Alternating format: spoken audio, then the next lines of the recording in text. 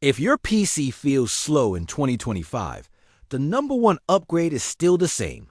Get off a hard drive or stop using a tiny, nearly full SSD that's choking itself. The SSD upgrade is not just buy a drive and hope.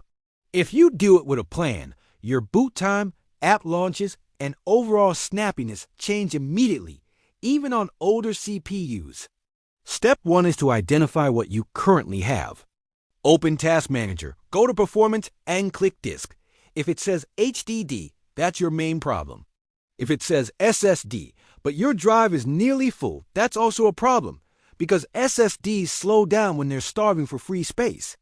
Then open Settings, System, Storage, and check how much space is free. If your C drive has less than 15 to 20% free, Windows will feel sticky no matter what. Step 2 is choosing the right SSD type. If your motherboard has an M2 NVMe slot, NVMe is the cleanest upgrade. If it doesn't, a SATA SSD is still a massive win over an HDD. For older pre-builds, SATA is often the safest because it works everywhere. NVMe is faster on paper, but for daily feel, both are night and day compared to spinning rust. Now choose the SSD properly. For a boot drive, avoid the absolute cheapest no-name options. You want a reputable brand, decent endurance, and ideally TLC flash. QLC can be fine for light use, but it can slow down during big installs and file moves. Capacity matters too. In 2025, 500 gigabytes is the bare minimum for a boot plus a few games. 1 terabyte is the sweet spot for most people. Bigger drives also stay faster because they have more space to spread work. Step 3 is deciding clone or clean install.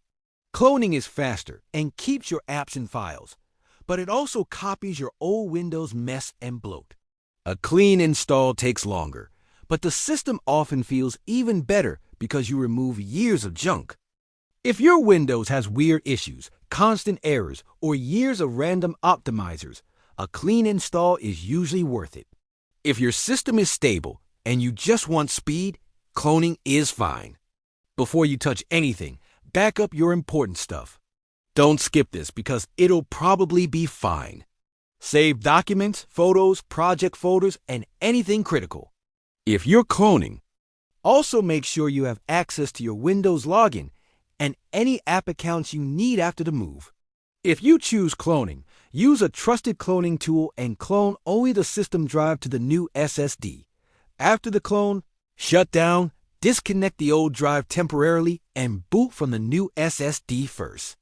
This prevents Windows from getting confused and booting from the old disk even after you upgraded.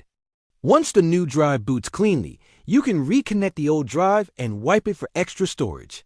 If you choose a clean install, create a Windows Installer USB from Microsoft's official tool. Install Windows directly onto the new SSD, then install chipset and GPU drivers cleanly. Only after the system is stable should you bring your files back. This is the version that often feels like new PC because you combine new storage with a clean OS. Next, set up the SSD correctly. Make sure Windows is using a HCI for SATA drives and that you and UEFI mode for modern installs where possible. Enable trim, which Windows usually does automatically on SSDs. Don't defrag an SSD like it's an HDD. Windows will handle maintenance properly in the background. Then, fix the mistake that ruins SSD upgrades, leaving the drive almost full again. After you upgrade, keep breathing room. Move large downloads, recordings, and random installers off the C drive. Put big games on a secondary SSD, if you can.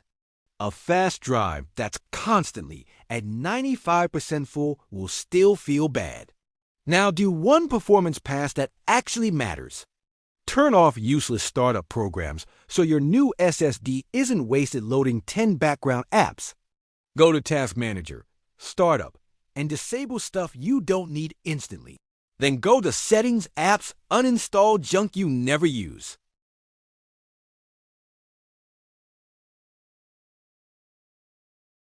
Here's the pro tip most people miss. Check your SSD health and temperatures.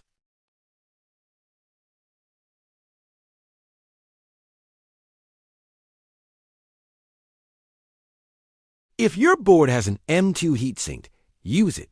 If it doesn't, a small heatsink is cheap insurance.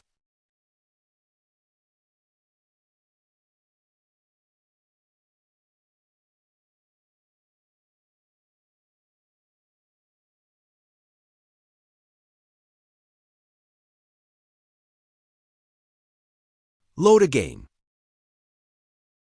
If you came from an HDD, the difference will be obvious immediately. If you came from an old or full SSD, you should feel smoother installs, faster updates, and less random hang during heavy disk activity. Finally, reuse your old drive smartly. If it was an HDD, keep it only for cold storage like videos and archives.